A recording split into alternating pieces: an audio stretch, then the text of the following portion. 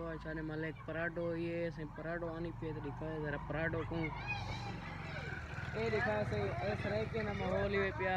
एवड़ा सरेके ना माहौल वे पिया ते आज दो एक पराठो आनी पे हुन तणी फसी रह गई हुन दिखती ने तो दिखे ने मार का ए सारी पराठो आनी पे वे दिखाए जरा हुन तो कपड़ो सिपारी फसी रह गई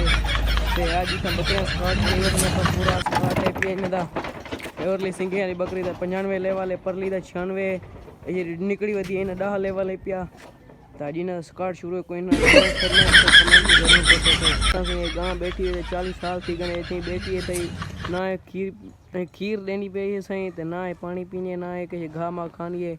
इना इलाज दसे सो को जरूर दसे सो क्या कर कीता वजे इना ऐसे बैठी थी बेर दे तो बेर दे तो बैठी है तई इन्हें आप दसे हम इसके साथ क्या करें ऐसा फनी व्लॉग आवे पे फास्ट व्लॉग सारे चैनल को सब्सक्राइब करे सो